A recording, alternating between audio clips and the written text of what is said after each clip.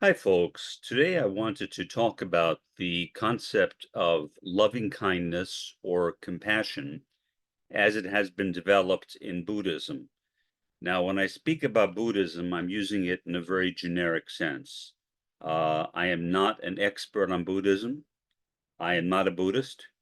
In fact, although I respect Buddhism, Buddhism as a religion or philosophy has never really appealed that much to me.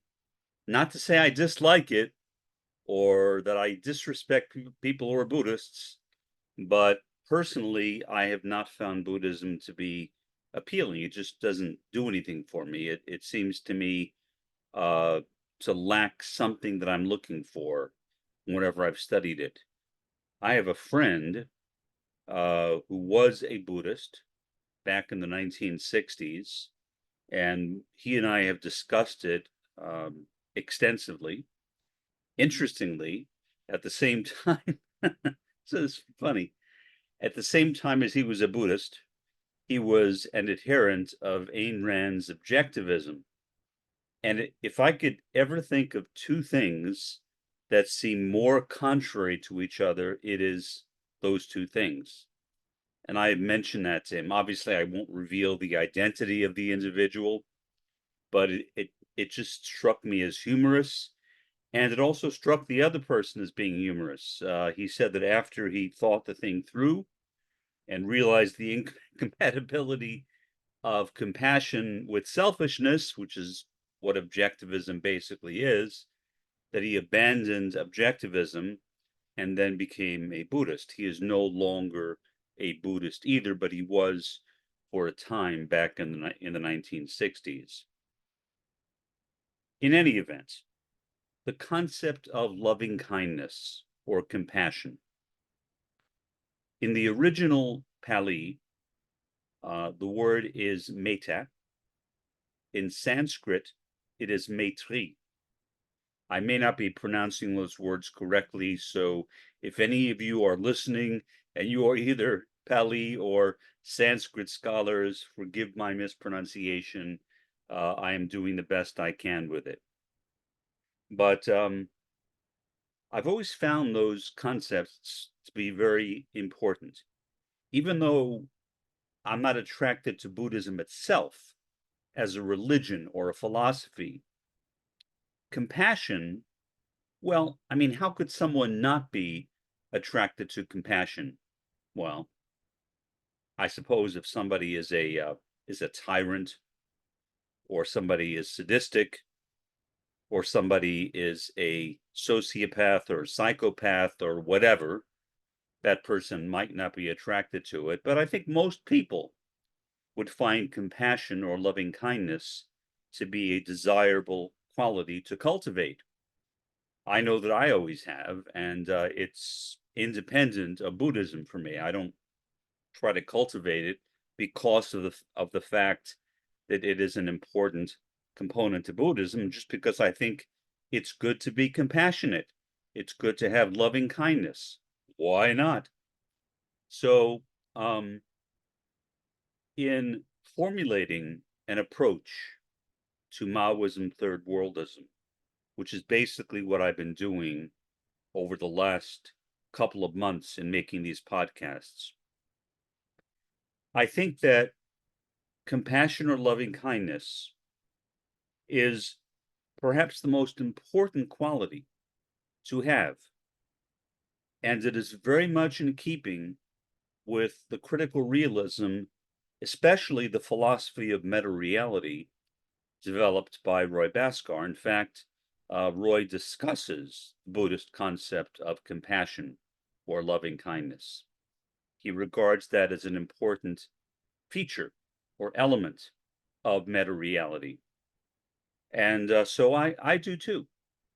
Um, if I do not have compassion, if I do not have loving kindness for the third world, what use am I being? How can I make a contribution to the world through conscientization, critical consciousness, and conscience raising? I don't see how. Maybe there is some way that hasn't occurred to me, but for the likes of me, I can't think of anything. So I really believe very strongly in the importance of developing a sense of loving kindness or compassion, as it was reportedly, allegedly discussed by Siddhartha Gautama, named the Buddha which translates as the awakened one. Some people translate it as the enlightened one, but my understanding is the awakened one is a more accurate translation. Regardless, I have been trying in my life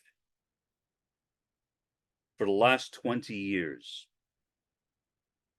to develop a sense of compassion and loving kindness. Ever since I had that maiden experience, which I discussed this past week in another podcast, I have felt that the most important thing I could do is to become a compassionate being, a being who is infused with loving kindness. And so that has been my effort. That has been the center of all of my endeavors for a long time now. Because in the past, I had no compassion at all. I had no loving kindness at all.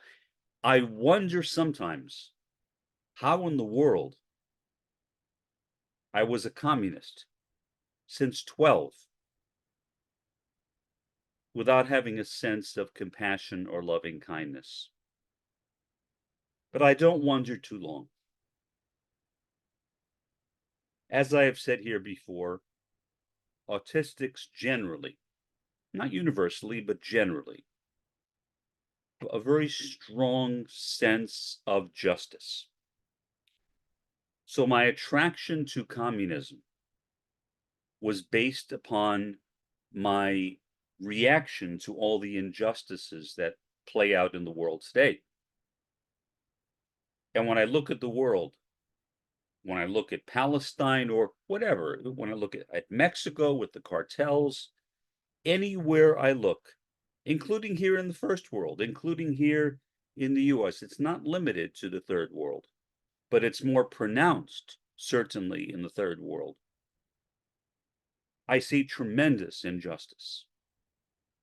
And I've always felt a need to correct that. So I suppose that is the way that I was drawn to communism.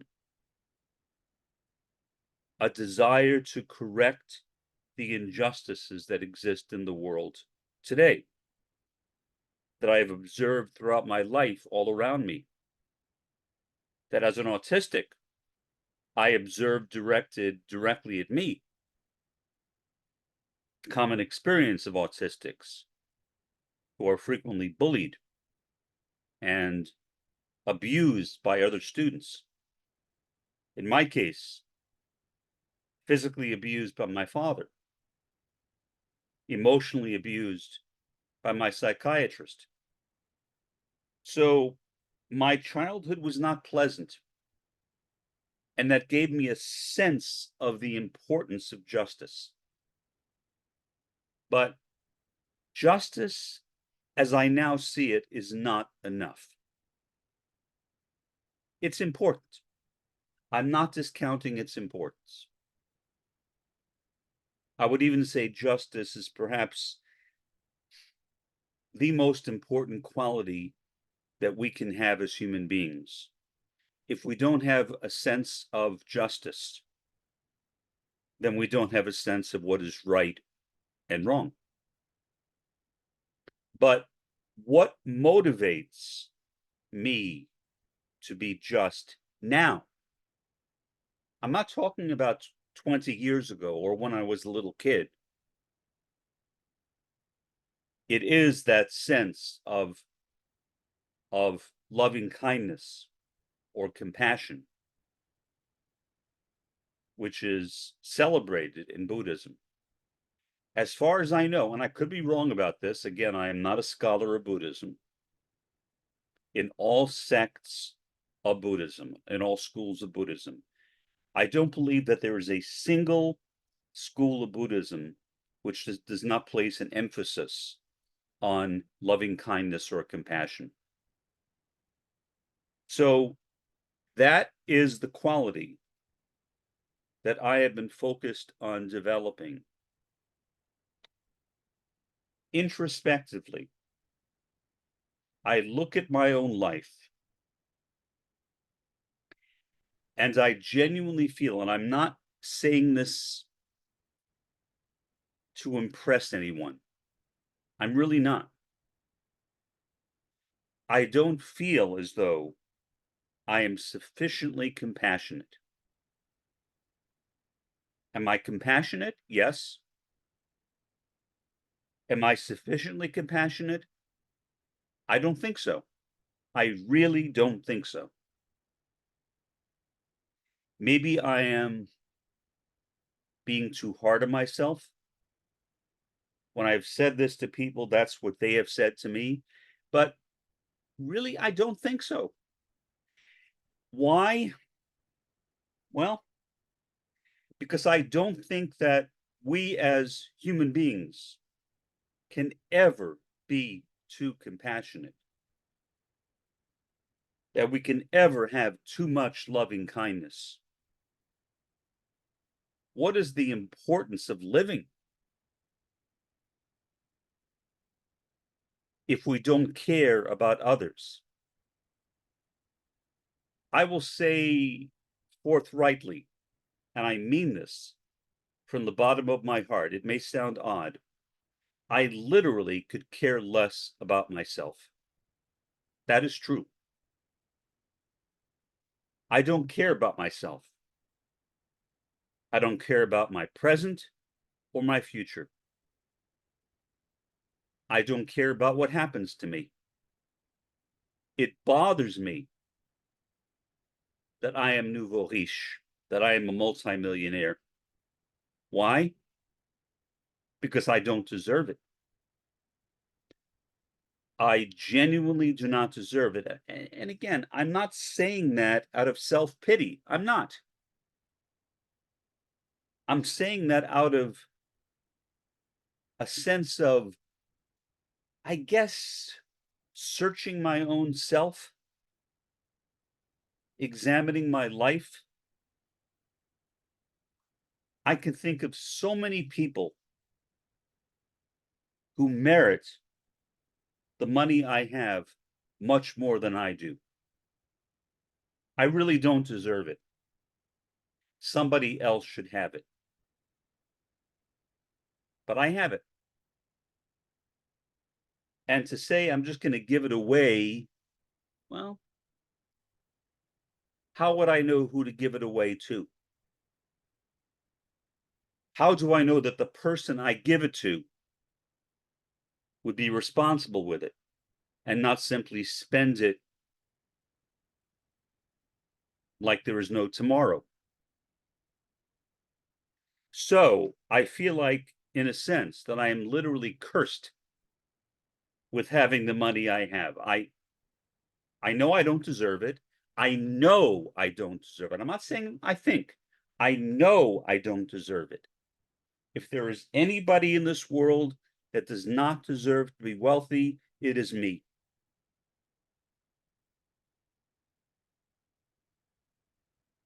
I know my heart. I love people. I care for people. And I guess that's compassion or loving kindness, which is the purpose of my making this podcast. But to me, that's not enough. That's literally not enough. That does not provide any justification at all for my having the wealth that I have. Then, without naming names, I see some people who are really, really jerks. Now, I'm not a jerk. I can say that. Just so you know, I'm not playing the game of humility. I know I'm not a jerk. That much I know, okay? I'm not a jerk. I'm a nice guy. But there are so many people who are jerks, who are not nice people, who, at least to my mind, have no compassion, have no loving kindness at all. And yet they are much wealthier than me. I may be a multimillionaire, but there are a lot of multimillionaires who are much wealthier than me. And then, of course, there are billionaires, many of them, so many right here in the United States, the wealthiest man in the United States. Well, I'm not going to mention his name, but the way he lives his life amazes me sometimes. I'll just put it that way, without criticizing him or anybody else. We are all flawed beings. I do not expect perfection from anyone. I have no right to, at all. Because when I look at my heart, when I look at my thoughts, when I look at my conscience, I realize how imperfect I am. And yet, for whatever it's worth, I have committed myself to Maoism-Third Worldism. To me, right now, I see Maoism-Third Worldism as a kind of journey.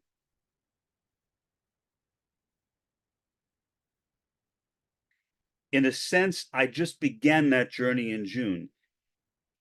I started it 10 years ago and I gave it up. So I'm not even going to count that. That's not worthy of being considered. I gave it up.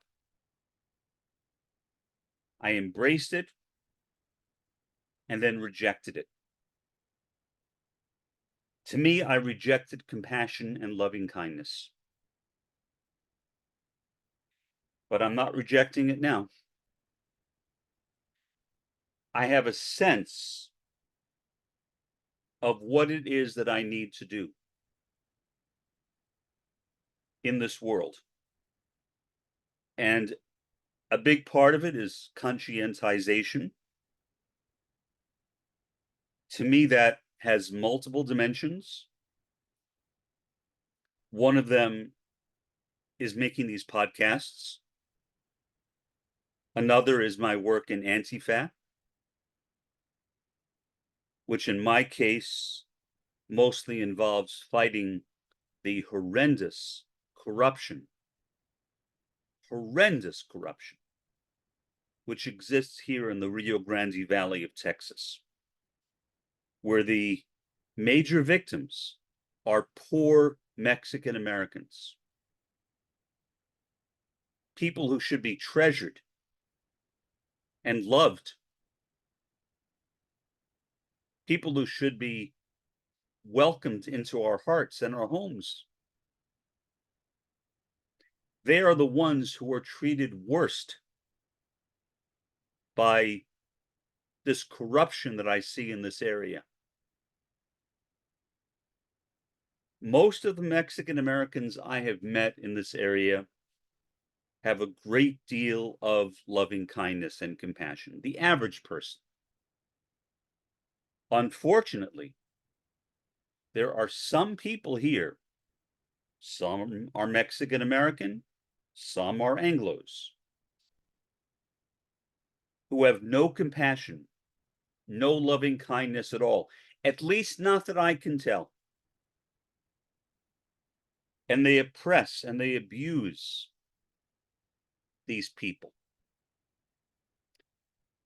The Mexican Americans, many of them, the poor ones, on this side of the Rio Grande Valley, on the US side, are a part of the fourth world.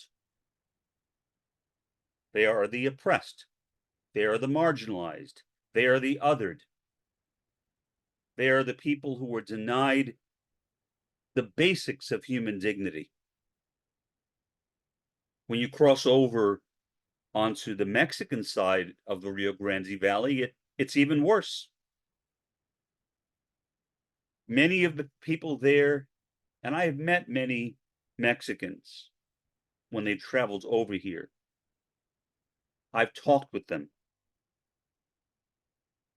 They've told me how frightened they are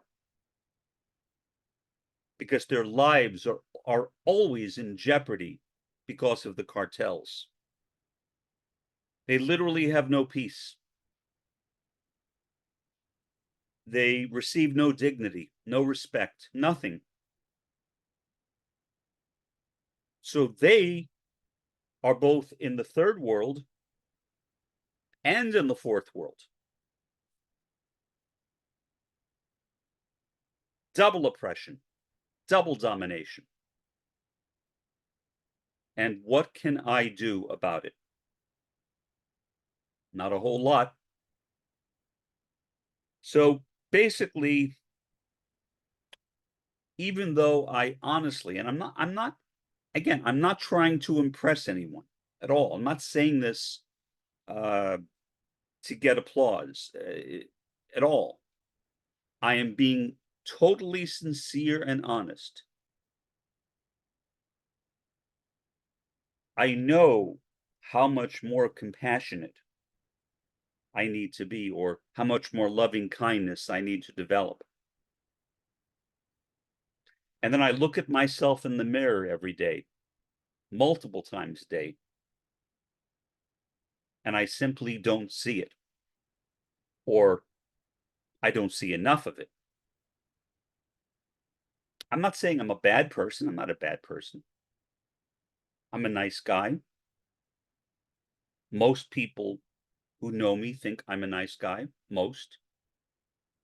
As an autistic, I've had my enemies. All autistics that I know have grown up with enemies, especially in our childhoods, but even as adults. So I know that I am not like them. I am not like my abusers. That much I know. So I'm not an evil person. I hope you don't think that I'm saying that, because that's not my point. My point is that I do not think I have a sufficient level of compassion or loving kindness to meet the needs of the time and to justify me as a Maoist third worldist. I mean, I can say I'm a Maoist third worldist from now until eternity. But if I'm not living like one, it's just words. It's just words. It has no significance at all. I need to develop Metta or Maitre, loving kindness, compassion. I need that. And I don't have enough of it. I know I don't have enough of it because I know myself. I want more of it. But then through introspection, again, I realize that I'm far, far, far, far, far away from achieving even a semblance of that goal. And so I work every day at becoming more compassionate, at developing more loving kindness. Although, as I said, I'm not a Buddhist, that is one Buddhist teaching that I strongly identify with. I can relate to it. I feel it in my being. So I hope in watching this podcast, when you look at me with my broken eyeglasses because I forgot to change them, that you don't think that I am putting on a show, because I'm not. I'm not putting on a show at all. I mean, why put on a show? I have no one to impress. I'm a retired man. I live alone in a condo, a nice condo. Too nice for me.